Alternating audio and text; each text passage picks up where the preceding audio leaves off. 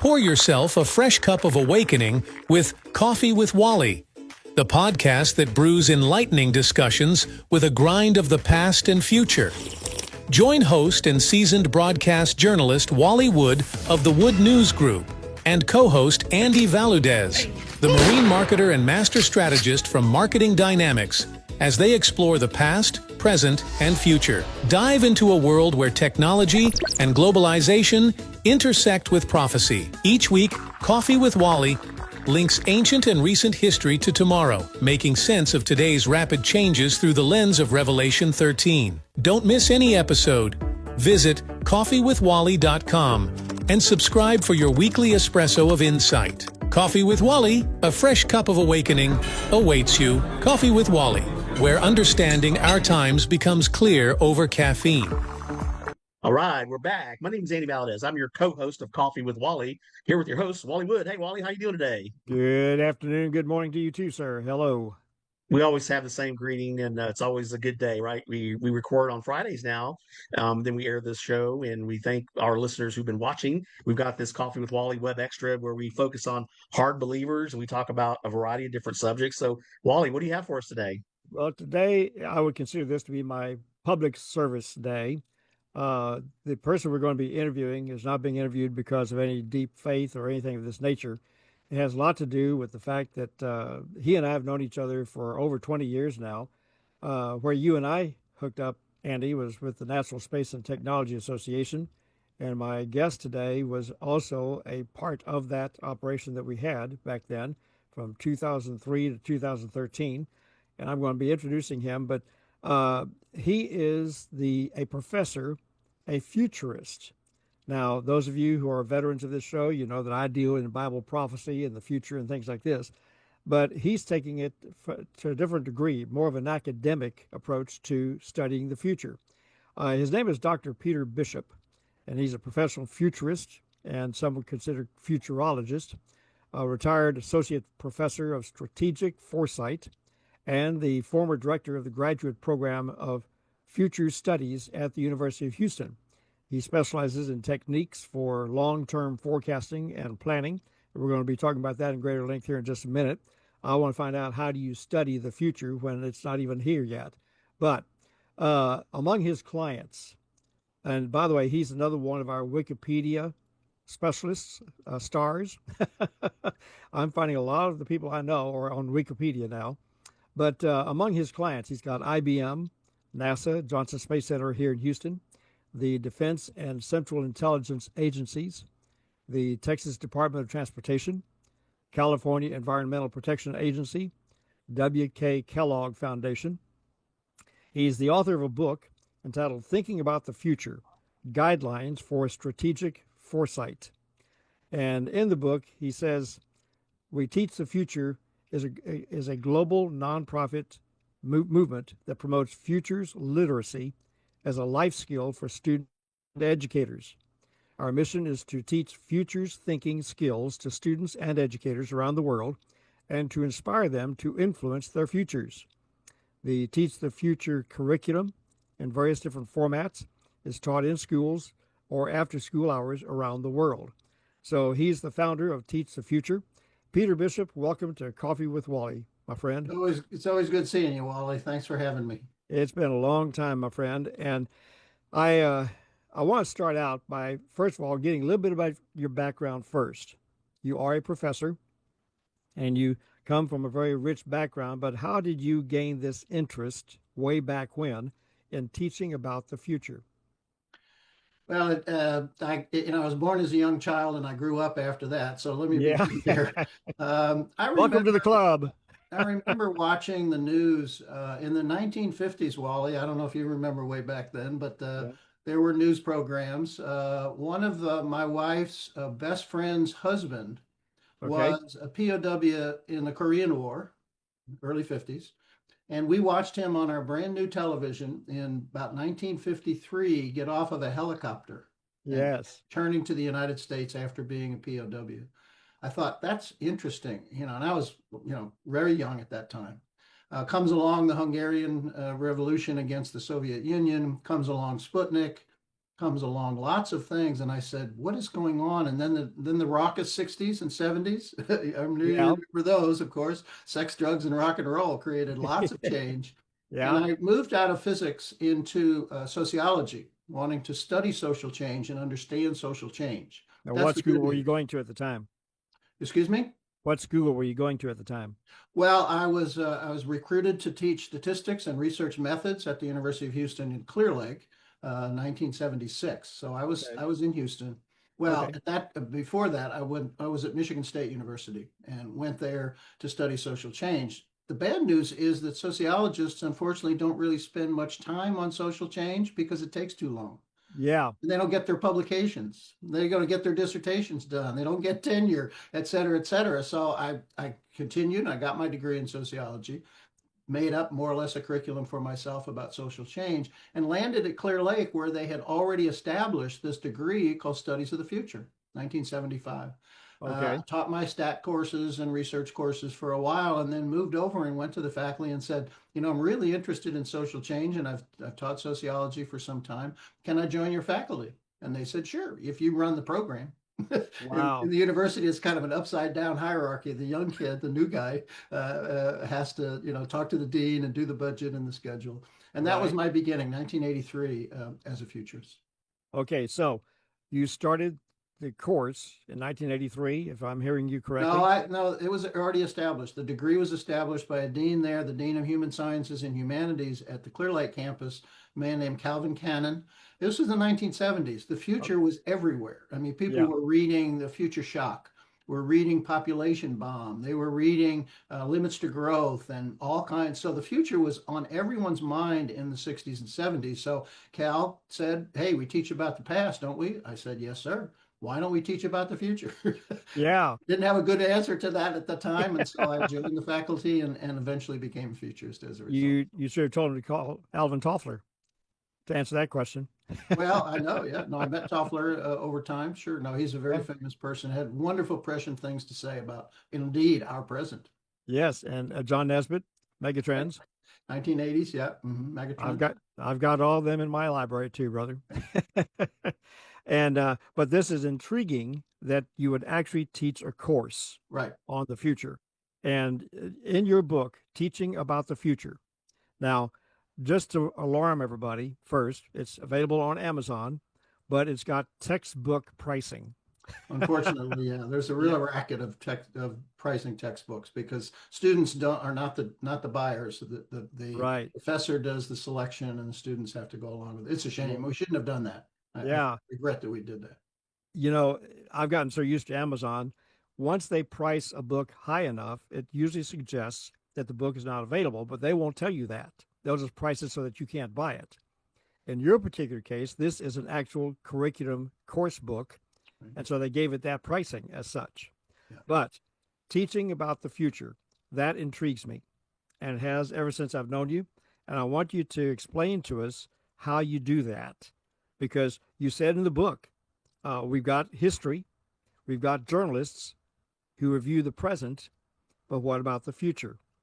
How do you, and explain to us, if you would, what constitutes a futurologist to the point of being hired by companies on staff as a futurologist? But explain to us first the nature of this course, this concept, and then you can take us into the other. Well, I always like to begin in the past, Wally, to give us some context of where we've come in terms of the 21st century and teaching about the future. Okay. There was no future as we think of it some 300 years ago. Society before that time, in most people's minds, was generally static. We're talking about the Renaissance, talking about the Middle Ages. I would say talking about most countries in the world at that time, even China at that time, very static. So they expected that their life would be like their parents' life, like their grandparents had been, and that their children and their grandchildren's life, I mean, if they were a peasant, they would stay a peasant. If they were Okay. born a noble, they would stay a noble. So they didn't have the concept of even social change, much less the future. The future in those days, as you well know, in religion, was what we have come to call eschatology. the end of Yes. times. And indeed, the future of the individual was their eternal salvation or damnation. I've come out of a Catholic background, so we studied and learned all that stuff and believed all that stuff as well. So that was the future 300 years ago. So what happened was the Industrial Revolution. Nobody expected the Industrial Revolution, right? That's what Right. Monty Python said. And people realized, wait a minute, my life is different than my parents'. My children's life, therefore, might be different. Oh, there's this thing called social change. Society is actually changing. And they created this concept of the future and indeed progress, because technology was, to some extent, improving people's lives, giving them a little bit more food, giving them a little bit more mobility. And this is the 18th century. Of course, Yes. even in those days, futurists did not agree on the future, because we have a gentleman at that same time called Thomas Malthus. And he said, Yes. no, it's not going to be so much happy. We're going to have more people who are going to eat more, and we're still going to be poor. I don't care what you do Yes. with the technology. So this disagreement about the future is longstanding. We went way ahead in the 20th century with mathematical forecasting, business forecasting, econometrics, market research, what Andy did, what Christian Cruz did at Toshiba back in the day. And those were mathematical approaches to the future. And there was a great advance in that of the 20th century forecasting. You have to make an assumption, however, to use the past as the indicator of the future. And that is that the future has to be like the past. And it is, and it was. But now, of course, it's becoming less so. The future is not so much like the past, so we can't rely anymore on just straight line extrapolation, just spreadsheet calculations. We have to use another human faculty other than mathematical numeracy, and that is imagination. What might happen? We have to ask the question, what if? And we do that all the time. I mean, if you're going to the airport, what if? What if there's traffic? What if there's a fog? What if blah, blah? And this is a human trait. But when we're talking about the big future, the 20, 30 years future, oh no, we're not allowed to use our imagination. That's not scientific. That's Yeah. not real. We can't do that. And we argue, yes, you should do the extrapolation. Do it. We do it. That's our first step. If you notice in the book, that's called the expected future. This is Yeah. where we're headed. But do you always get to where you're headed? Of course not. And people in complex and dangerous occupations are asking what if all the time. Soldiers in the battlefield, Andy, right? What if you're sure what's going to happen in the future, you could be dead. Literally. I mean, it's that important. Airline Yeah. pilots, astronauts, police officers on the street are always looking out for, how am I going to be surprised? The good ones, the ones who stay alive, are always saying, how am I going to be surprised? Why don't we bring that into our planning, into our organizations, into our government, and into our businesses? Some are doing it more than ever before, but still very few. And where it's Yeah. not being done is in school.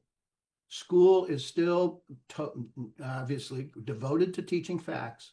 And if there is a process, it's the mathematical process of calculation and extrapolation, which is not bad and it's not wrong. It's a possible future. In fact, it's probably the most likely future. But the most likely future is not itself likely. Herman Kahn, one of the famous futurists in the 50s and 60s, said the most likely future isn't Yes. likely. No, it's not. If you roll a pair of dice, which I don't know, all of you probably haven't done in a long time, given your religious beliefs, but nevertheless, if you just do that in a secular fashion, there are 11 different possibilities. The most likely is 7, that Yeah. combination. But it only happens 1 out of every 6 times.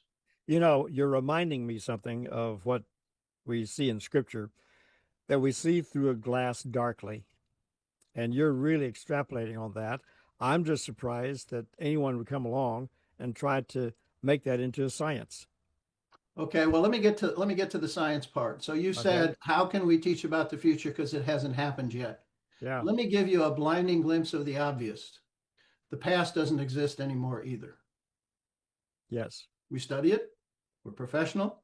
We know about the past, and it's something that, as a futurist, I spend a lot of time reading about and hearing about history and change in the historical context. How do we do that? Well, we do that using evidence, very scientifically. We have documents, we have photographs, we have buildings, ruins, cornerstones, you name it. And we use those pieces. Those do not exist in the past. They exist in the present. And we use something called inference to make a conclusion that if that diary is accurate, then this is the way the world was in 1890 or 1750 or 1950 or whatever. So we study the past using evidence, but we also have to make assumptions. We have to make assumptions that somebody didn't doctor that photograph. We have to make assumptions that someone didn't create a fake document to lead us astray about the past. It didn't happen very often, and therefore those assumptions were pretty solid. And we know what the Napoleonic Wars and World War II and the invention of chemistry are all really solid facts about the past. We also do the same process in understanding and extrapolating into the future. The future doesn't exist, nor does the past. We use evidence. We don't have documents or photographs, unfortunately, but we have trends. We have people's expectations. We have their values. We have their visions and their aspirations. And those tend us to send in a particular direction. And therefore, we make the assumption, if that trend continues, here's where we'll be. If that plan is successful, here's where we will be. But in the future's case, those are not very good assumptions. Trends change a lot, and plans are unsuccessful. And what we want to see happen oftentimes does not happen. And so we have to challenge those assumptions. And out of that challenge comes our alternative futures, not just one future, not just the expected future, but multiple futures. And that's the key to thinking about the future in the 21st century. It's not just one future, it's many futures. I draw the distinction between, it's not like a road where we end up at the T at the end of the road and we have to turn left or right, or one destination. It's a river delta. A river runs through the channel, the Mississippi River, the Brazos River, whatever, runs through and it has one past and one present. But when it gets to the sea, it becomes a multiple channels. So when we think about the future, it's not one, it's many. And we challenge the assumptions and say, what if? What if this doesn't work? What if we're wrong?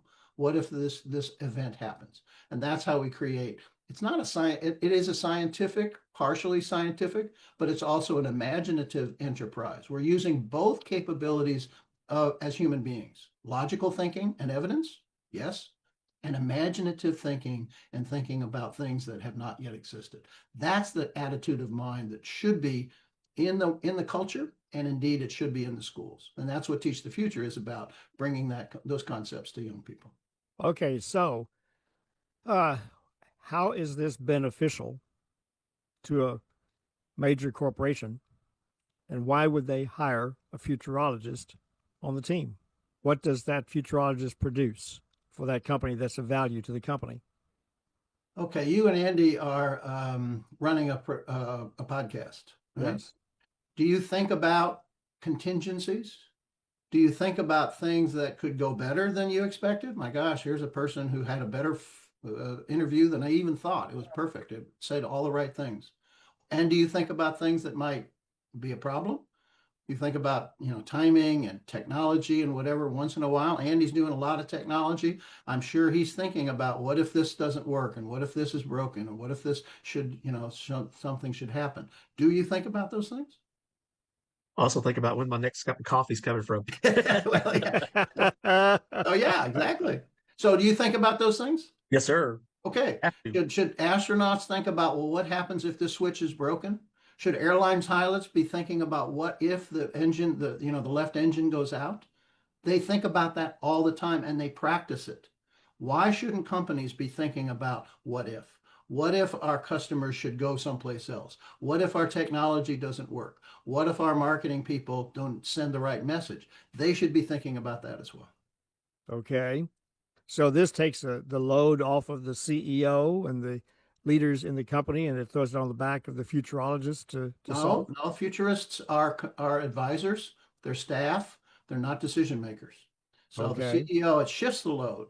It shifts the load from, tell me what's going to happen. And the futurist will say, I'm sorry, ma'am, I can't tell you that. I can tell you what could happen, what we expect to happen, and what might happen instead. And here are the reasons. Here are the assumptions that, what if that trend were not to continue? What if that? And in the 21st century, that's why we're doing this now. We have so many expected futures that do not occur.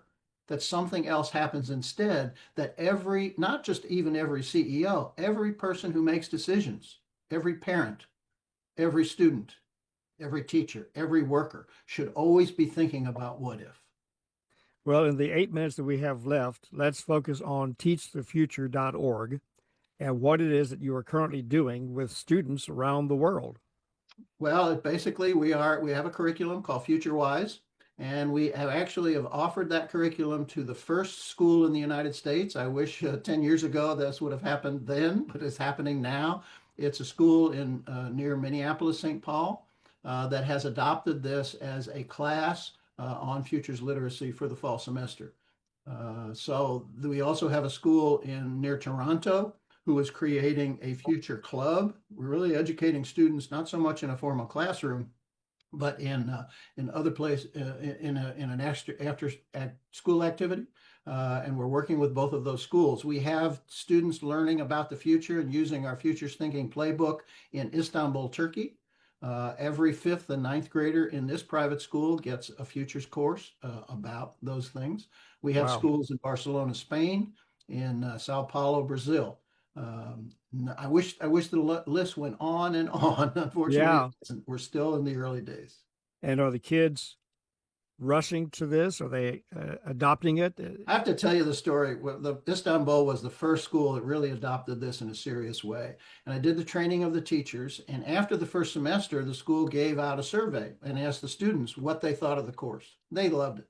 They got to talk about important things. They got to express themselves. It's very open. There is a process. You can't just do anything you want. But at the same time, they choose a topic that they're interested in, and they learn skills to investigate it, to do research in it. They asked the teachers, what did you think of the course? No, I didn't like it. And I was amazed at the result. I said, here you have engaged students who are actually acting and learning on their own. And they said, well, they asked me the question, what was going to happen in the future? And I didn't have a good answer. Yeah. Because the teachers always believe traditional teaching is giving answers, not teaching people how to figure things out for themselves. So once we corrected that, they said, no, this is great. I don't have to answer that. I said, frankly, the answer is, I don't know what's going to happen in the future. Let's figure it out together. Yeah, let's work on it. Yeah. And they love that. And that was 3 or 4 years ago, and they're doing very, very well. The difference between adults and kids. Well, but kids should be, and this is my mega aspiration for education, get out of the textbooks. Yeah. Get into the skills. Students are learning skills, but they're learning them outside the classroom. They're learning them on the sports field. They're learning them when they take band or theater. They're learning them when they get into student council and talk to the administration about the school and things like that. In history, they're not learning them. In math, they're learning calculation, but they're not learning mathematical thinking. They're not learning them in science. They're learning facts. If we were to shift the education away from these facts, which now everybody can look up on ChatGPT or Google, and why am I having to learn all these facts? It's just, to me, really, really obvious that we should be. Now, it's hard to shift education. It's a conserving institution. It believes that its purpose is to transmit the values of the past and the facts of the past into the future. And we should. There's no doubt about that. But only that. The future is going to be different than the past. We need to equip students to be prepared for that difference. I find it fascinating that a man with white hair and white beard is being flexible enough to say be non-traditional. Well, if life is short, Wally, as you well know, and you've been doing wonderful things with your life, I hope I can look back and say I'm doing something important with mine. Well, you got the student backup, that's for sure.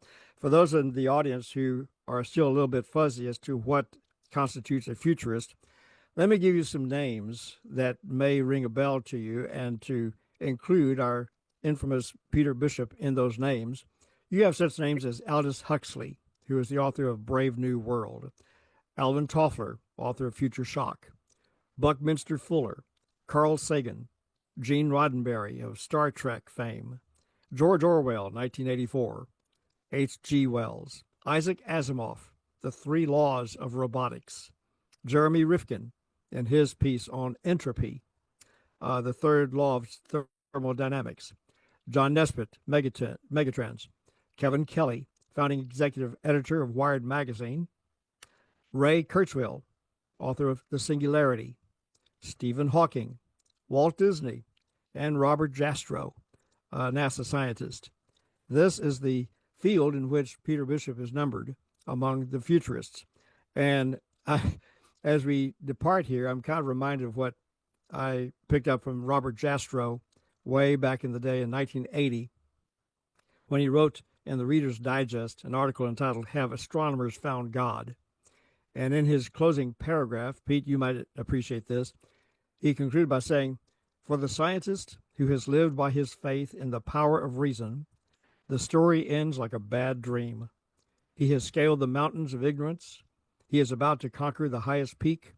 And as he pulls himself over the final rock, he's greeted by a band of theologians who've been sitting there for centuries." Well, that's wonderful, Wally. And let me ask you, or challenge the audience to think about, why are we keeping all the wonderful work that you just listed? People who have been working on the future for decades. Why Yes. are we keeping that a secret from kids? Yes. Why are we not sharing this? I've done adult training a lot, and the question often comes up, often, why didn't I learn this in school? Yes. And I don't have a real good reason for that. There are some misconceptions about the future, like you can't study something that doesn't exist. Well, then you can't study the past either. Yeah. You can do both. Yeah. We do it Well, we do it rigorously, academically, but we also use a skill called imagination and yes. aspiration. Let that come into the school. It's not all logic, it's not all math, it's not all scientific thinking. We should have students who are yearning to become adults so that they can change the world. That is what we Amen. should be doing, Amen. and that's not happening in most schools today. My answer to that question is it's all in the libraries. But who goes to the It library? is. Well, Yeah. I don't know. Maybe most schools, I don't think, have most of those books. Yeah, but you're absolutely right. We are in a changing trend. It's all, pardon me, using the word I came up with in 1998, it's all diginomic, brother. And you're right there at the cutting edge of that threshold into that new world thinking. And I just congratulate you for having stuck with this all these years. And I knew you back when you had dark hair. You And did knew too, me, Wally. Let's be fair now. Come and on. you knew me back when I had That's hair. back when Andy had hair. Yeah. I had rock and roll hair, by the way. Exactly. Peter Bishop, we appreciate you, and thank you so much for agreeing to be with us in this interview.